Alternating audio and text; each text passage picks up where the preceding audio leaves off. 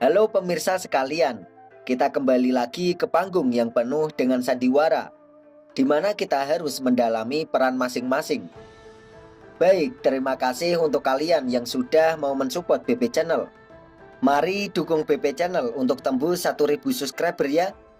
Di video kali ini masih melanjutkan cerita yang kemarin. Oke, langsung saja kita masuk ke alur ceritanya.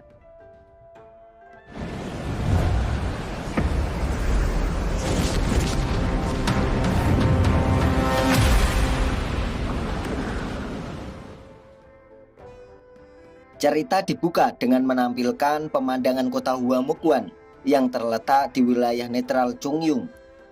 Nampaknya hari begitu cerah di hari ini, karena hujan sudah reda, seolah-olah dunia mulai tersenyum menyambut kehangatan matahari.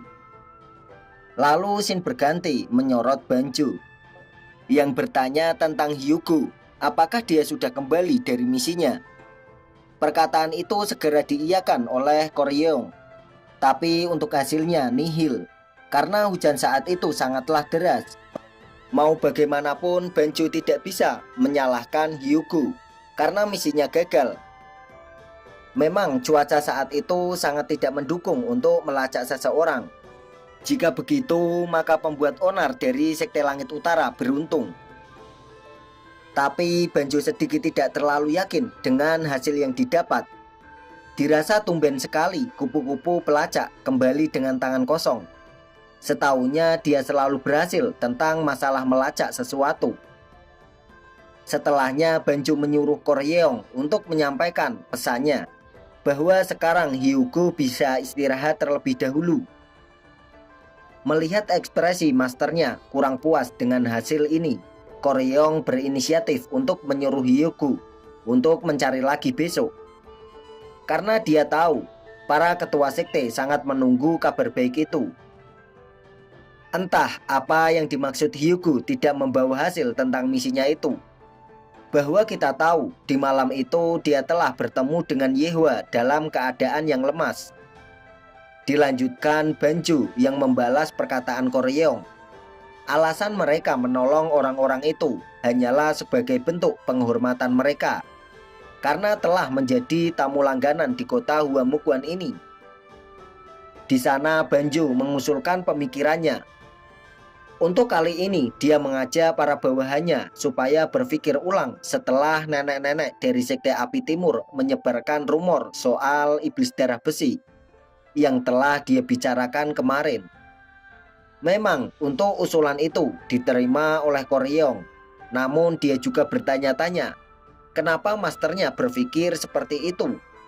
Bukankah iblis darah besi sudah meninggal 9 tahun yang lalu? Dengan simpelnya Banjo memang tahu bahwa iblis darah besi sudah meninggal. Tapi jawaban itu malah membuat Koryeong semakin penasaran dengan tujuan itu.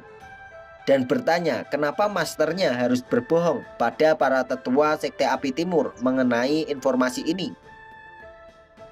Mendengar pertanyaan dari bawahannya yang menuduhnya memberikan informasi tidak valid, dia segera menyangkalnya. Tak mungkin dirinya berbohong seperti itu. Dan menyuruh bawahannya itu supaya tidak khawatir tentang hal ini. Serta berpesan supaya Koryeong menyiapkan saja bahan makanan dan produk semua toko-toko 2 kali lipat dari biasanya. Dengan nada yang sedikit memaksa, Banjo menyuruh Koryeong untuk keluar ruangannya dan menyuruhnya untuk cepat menyiapkan yang dia katakan tadi. Jika itu memang sudah menjadi keputusan dari masternya, dia juga tidak bisa membantahnya. Dengan begitu dia akan berusaha sebaik mungkin dengan memberikan perintah pada bawahannya yang lain.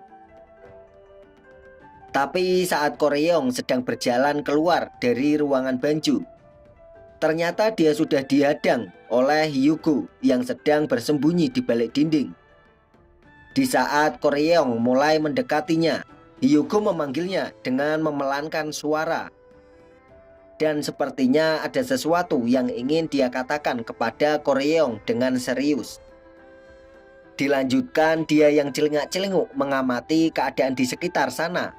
Apakah ada orang yang sedang mengawasi mereka? Dirasa situasinya sudah aman. Dengan bisik-bisik, Hyugo menyuruh Koryeong datang kepadanya sebentar saja, karena dia ingin sekali memberitahu sesuatu yang cukup rahasia. Koryeong hanya terdiam yang melihat Hyugo tiba-tiba bertindak dengan aneh begitu. Lalu scene berganti lagi ke Banju yang masih memikirkan perkataan Koryeong yang menganggapnya berbohong. Dia sangat menyadari jika bawahannya akan berkata seperti itu, karena memang benar jika iblis darah besi sudah mati. Karena hanya dia seorang yang merasakan energi udara yang berbau besi berkarat itu. Dia berpikir siapapun pemilik energi itu, tanda-tanda yang dia rasakan tidak bisa menghapus ingatan di masa lalunya yang menyaksikan sendiri kekuatan dari iblis darah besi.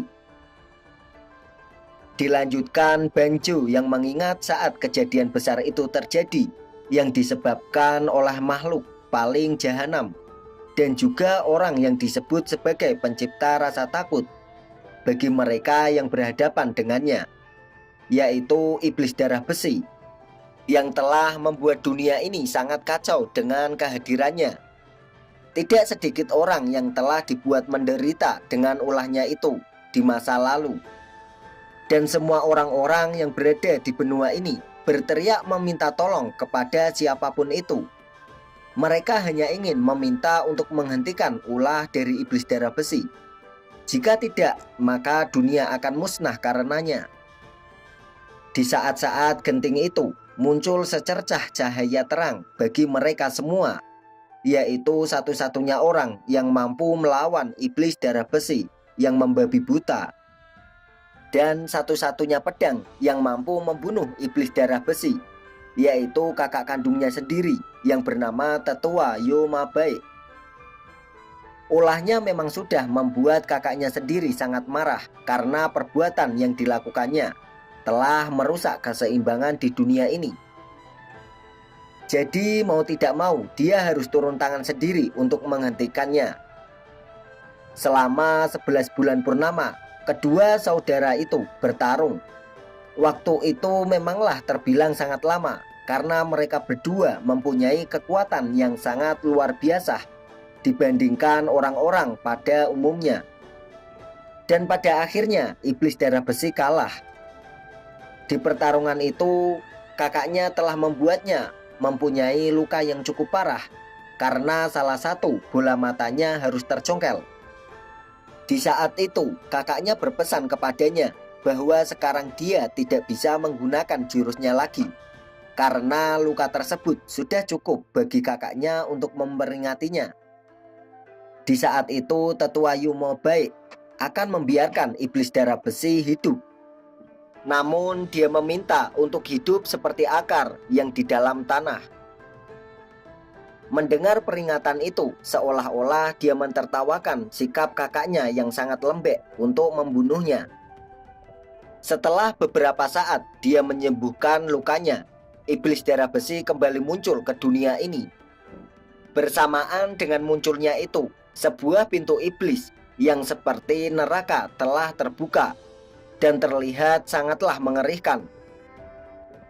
Dia berniat untuk memusnahkan kakaknya sendiri, Yoma-bae, dan juga seluruh dunia dengan kekuatan yang dia miliki. Di hari itu, 9 tahun yang lalu, Banjo menemukan keberadaan dari iblis darah besi yang sudah bersiap untuk memulai kekacauannya lagi. Dengan begitu, dia segera melaporkan kepada Tetua Yoma-bae. Dilanjutkan Banjo yang merubah dirinya menjadi seekor rubah putih. Dengan jurus perubahannya, dia memang ahli di dalam bidang merubah dirinya menjadi hewan. Karena itu akan mudah untuknya mencari informasi maupun melacak seseorang. Lalu Tetua Yoma-bae memuji kerja kerasnya yang telah menemukan keberadaan dari iblis darah besi. Sepertinya mereka mempunyai suatu ikatan yang terlihat seperti master dan bawahannya. Untuk masalah selanjutnya, tetua Yoma baik yang akan mengurus dan menyelesaikan urusannya sendiri dengan adiknya itu. Dari arah belakang, kakaknya yang mengejar sambil memanggilnya sebagai makhluk jahanam. Dia berjanji tidak akan memaafkannya meskipun memohon dengan air mata darah sekalipun. Karena dia sudah terlalu geram dengan tingkah adiknya yang mengusik ketenangan di dunia ini. Hingga harus dia sendiri yang turun tangan untuk menghentikan aksinya itu. Kakak beradik yang bertarung dengan kekuatan besar. Hingga tidak ada seorang pun yang berani mencampurinya. Bukan hanya beradu teknik pedang, tapi juga beradu kekuatan yang lain. Energi besar dan mencekam di sana tercipta karena pertarungan dahsyat mereka. Dalam pertarungannya, iblis darah besi membuka obrolan dengan kakaknya. "Wah, aku sedih sekali, Kak. Masa adikmu satu-satunya ini kau sebut sebagai makhluk paling jahanam? Bukankah itu keterlaluan? Tutup mulutmu yang menyebalkan itu. Sekarang kau bukan adikku."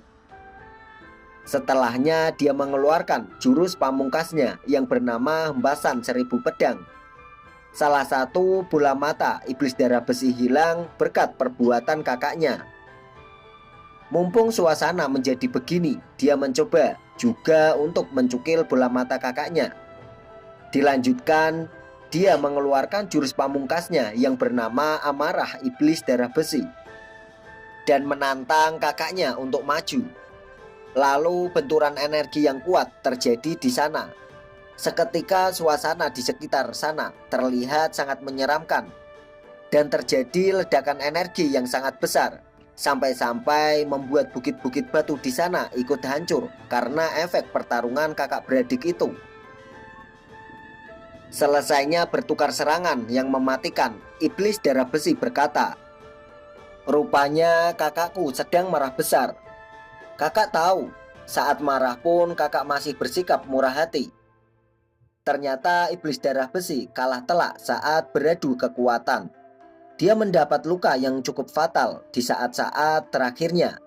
Dia berpesan kepada kakaknya untuk menjaga dirinya baik-baik.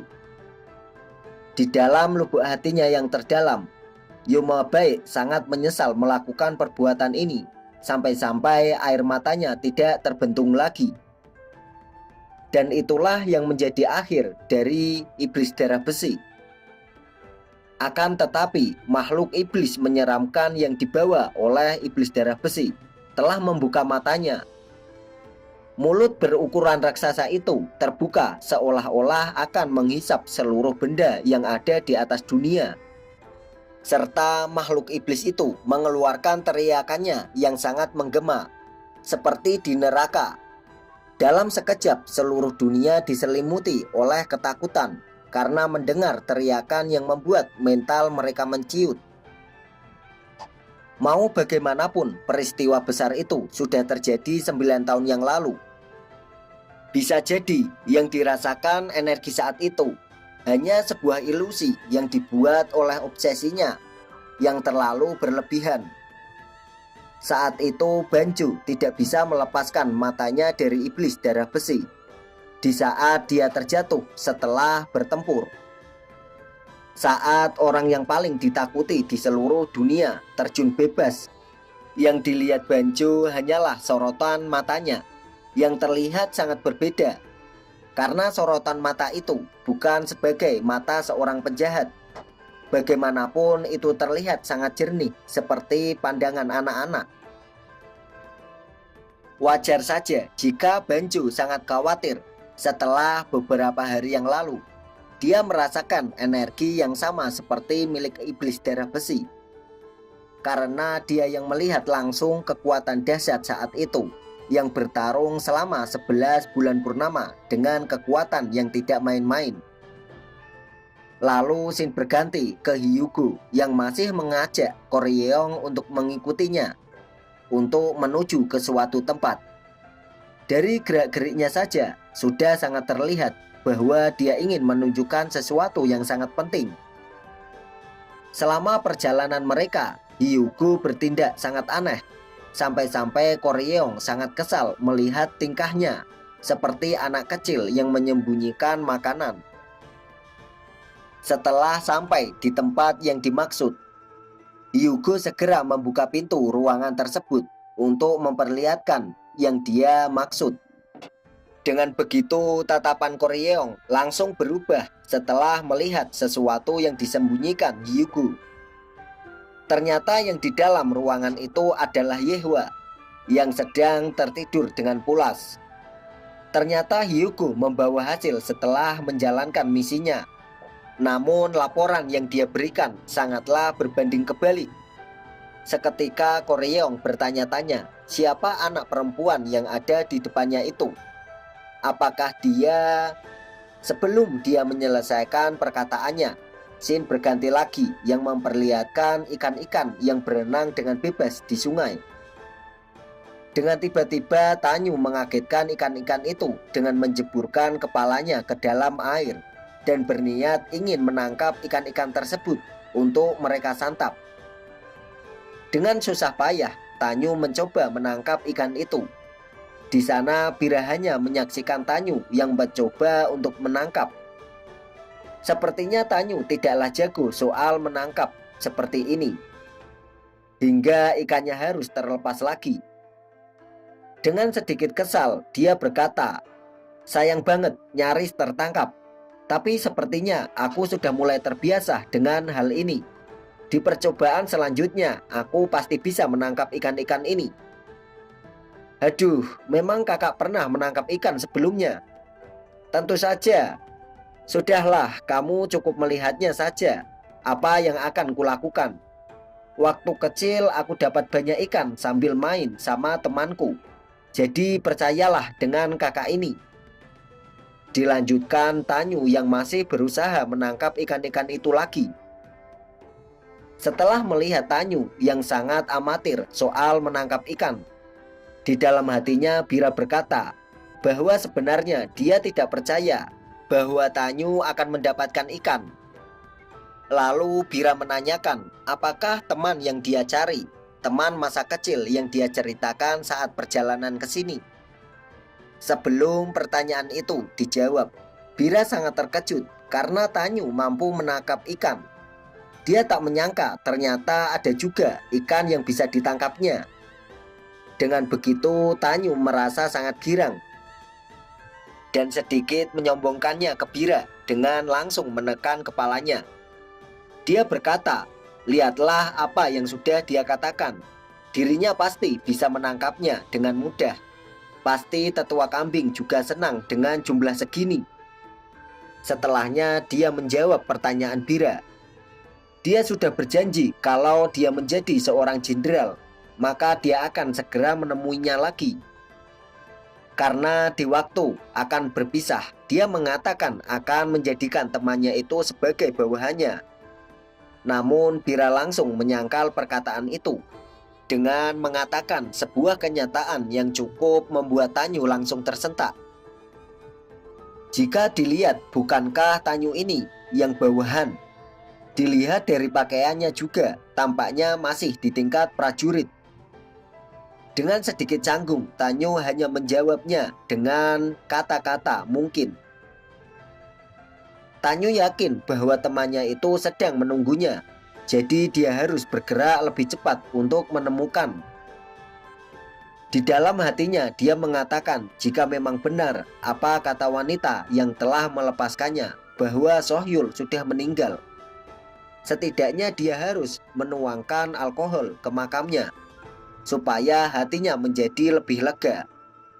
Saat Tanyu sedang termenung, dia disadarkan dengan Bira yang bertanya kepadanya, apakah temannya itu yang dicari? Sama bodohnya dengan Tanyu. Karena Bira menilai bahwa janji mereka kekanak-kanakan banget. Seketika Tanyu tak bisa berkata-kata karena mendapat ejekan dari Bira dengan perkataan yang sangat tajam. Setelahnya Bira mengajak untuk pergi dari sana karena dirasa udah cukup. Tanyu hanya mengiyakan saja ajakan dari Bira itu. Sembari jalan nanti, kita juga harus memetik beberapa buah-buahan. Kenapa begitu? Memangnya ikan ini kurang ya? Atau mau kutangkapkan lagi? Bukan begitu, Kak. Coba pikirkan saja, kambing macam apa yang makan ikan? Lagi-lagi Tanyo harus tercengang dengan perkataan Bira, karena dia juga baru sadar akan hal itu. Lalu diperlihatkan Banjo yang rindu dengan dirinya di hari-hari di mana dia bisa terbang sepuasnya saat bersama Master Yuma Baik. Serta Koryeong yang menanyakan ke Hyuko, apakah bocah yang dibawa ini adalah bocah yang dikejar para tetua Sekte Api Timur? Lalu apa yang sebenarnya Hyuko rencanakan dengan hal ini? Rasa rindu jika dibiarkan akan tumbuh seperti gumpalan besi di dalam tubuhmu. Itu akan mengacaukan tubuh dan ragamu. Kau hanya akan dibuat tidak tenang dan gelisah. Jangan terlalu akrab dengan dunia, Bira. Itulah kata-kata dari Iblis Darah Besi yang mengakhiri video kali ini. Oke, terima kasih untuk kalian yang sudah mau menonton video ini sampai akhir. Kita bertemu lagi di video yang akan datang.